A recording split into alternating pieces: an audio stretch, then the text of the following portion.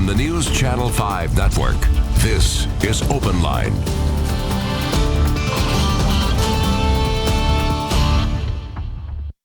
Good evening, everyone, and welcome to OpenLine. It is my favorite night of the month on OpenLine. That's because we are going beyond the news. And I have two of the loveliest ladies here with me in town. The ladies from Talk of the Town. I have Tuwanda Coleman and Meryl Rose. Thank you all for being here. What a pleasure. Thank you for having I know it means a little bit later night than you're used to. Well, a lot later night than you're used to, probably. So I do appreciate your time. And this is going to be fun, just a time to chat over the next hour.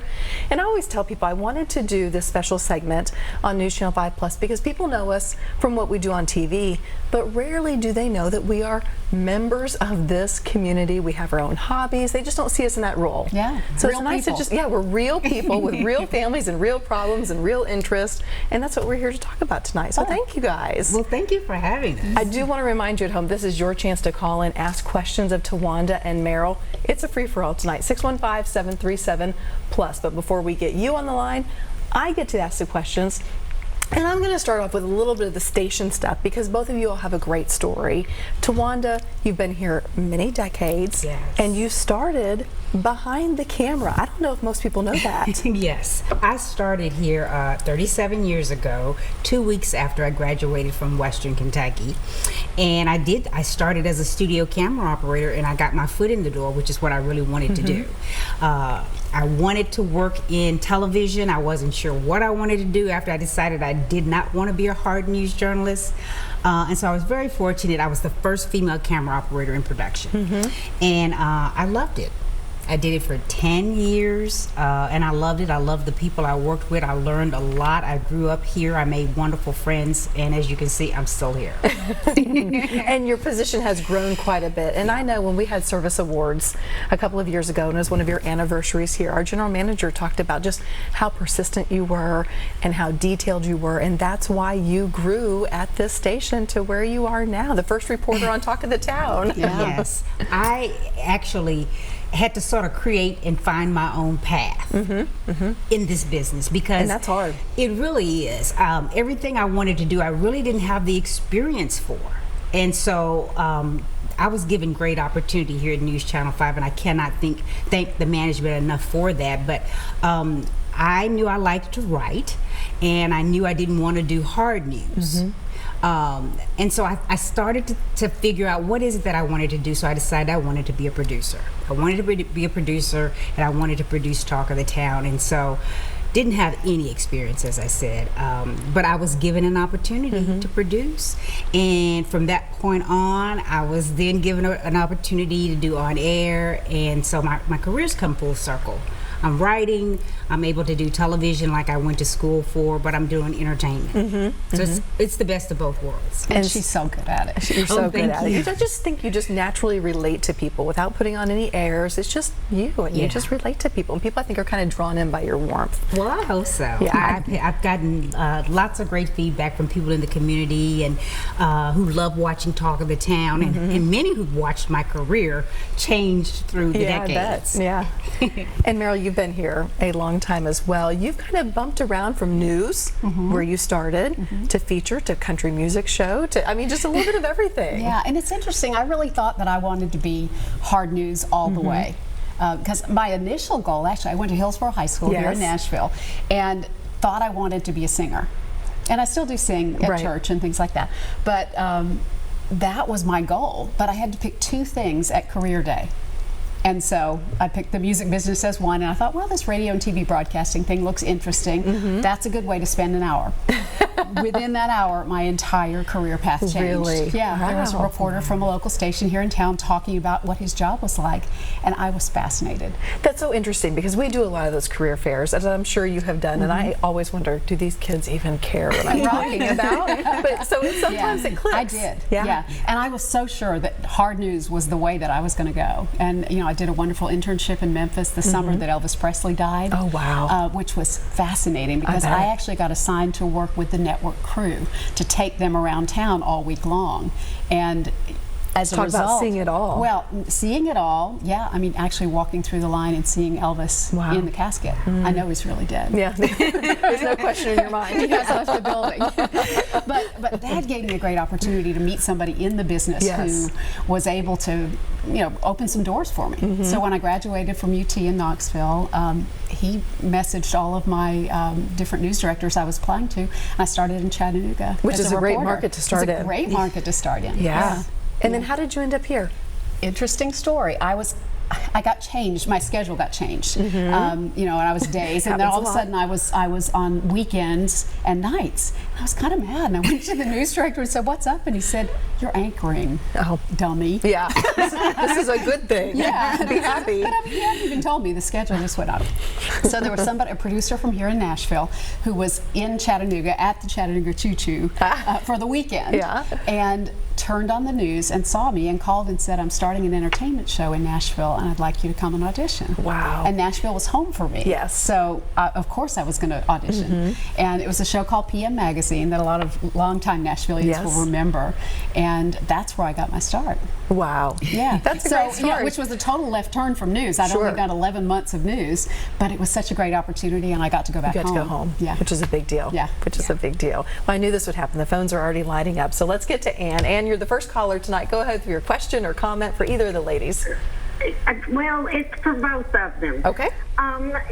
You both have accomplished so much, and I have a daughter that has done quite a bit in her 30 years, and she walked across America, or at least from Delaware to California 4 years ago, and she filmed a documentary, and she's a comedian, but she went to school to be a serious actress, and she found her calling after she graduated, and without listening to her teachers, that she really was funny. So she is comfortable at being a comedian, but she's just now realizing that it's going to take a little bit of promotion, and it's not as easy to get a documentary noticed.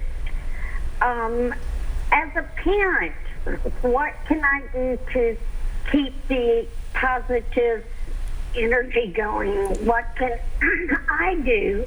Your perspective is going to be totally different as a parent, and you've done this.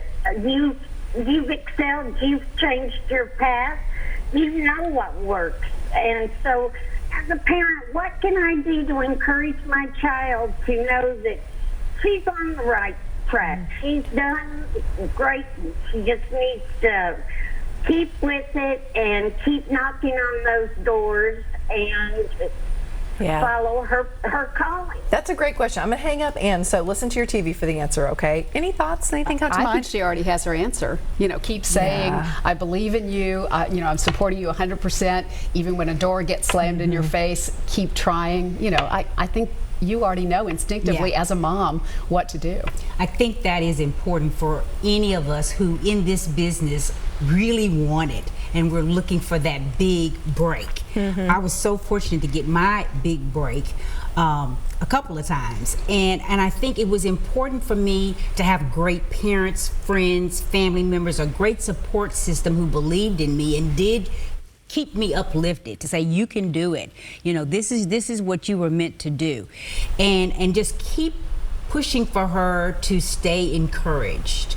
If this is really something she feels like she wants to do, she may have to keep knocking on a few doors, but maybe with time she'll get exactly what she wants. And I think too, some of the doors she might want to knock on might be folks who could help mentor her, people who are successful in her business. If she could reach out, these days you can reach out on on Instagram or on Facebook or something like that. Reach out and say, "I'm trying to do what you're doing, and I would love some input or some advice from you." And often people who have been helped will pay it forward. I know we always do that. We had great mentors. We did. And that's a good point, Meryl. Anybody that can be a mentor to her and give her some insight as to how they got to where they were, because I don't think I would be where I am if I did not have good mentors. All right, let's keep cruising through the lines. We have David waiting ever so patiently. Hi, David. Hi, David. Hi, ladies. How you doing? Good, thanks. Okay, look, I've got one thing to say about Meryl. Glad to see you still hanging in there. If I remember right, you were working with Harry Chapman years ago, am I right? That's absolutely right. One of my dearest friends. Oh. Yes, Harry was great. I've been watching Channel 5 and watching the evolution of the station. Bob Overtini was my hero when I was a kid. Yes. I drew along with him when he was drawing on the map. I just loved watching him. But I'm glad to see you still hanging in there. You're obviously doing an outstanding job, you know, because you've hung in there for, and I don't mean that in a bad way. No, I'm proud to say I've been here 32 years. But I'm glad to see you on there. Now, Tuwanda, you're the one for the last years I've wanted to talk to you. Really? In 1987, I went through a 6-month TV broadcasting course. It was a full year. I went to radio and TV. I didn't get to finish. A lot of people didn't. I'm glad to see If You're the Right One that was in the class with me. It was a tech school that was right there off of Murfreesboro Road. A TV school and a radio school. And every time I see you and see your name, I say, that's the girl that was in class with me. It had to be. I don't think that was me. Maybe you went to Fisk or TSU or something, but I know there was a gal, Tuwanda something, that was in my class, and I'm keep thinking you got to be the one. Well, David, I think we're going to crush your hopes here. Sorry. So sorry, that was not me. Because I've been wanting to talk to you since I've seen you on here. I said, I know that's got to be her, man. There's no other. She's the only one I know like that. Yeah. No, I went to Western Kentucky. That's the only school I'm a hilltopper. Yeah. It's the only school I've gone to. Oh. Maybe there's So you another. never did any kind of tech school in Nashville or nothing? No. Well, that at least solves the mystery, David. I know, Dave. Well, that's been going for me since 1987. Okay, 'cause the first time I've seen her, when I first saw her, I said, I know that woman. I know her. She sat right next to me in that class, and I'm glad to see that she moved forward. It was great. You So burst now his it's bubble. like, oh man, my heart just dropped to its feet now. So, Well, David, thanks for calling, but I'm sorry you got the answer you didn't want. no, it's a great answer. I'm glad to talk to all of you. Great Thank job, you. and keep it up the good work. Thanks for Thank watching. you. Thank you. Okay, we have lots of calls, but we do have to sneak in a commercial break, so stay right where you are. We're coming right back.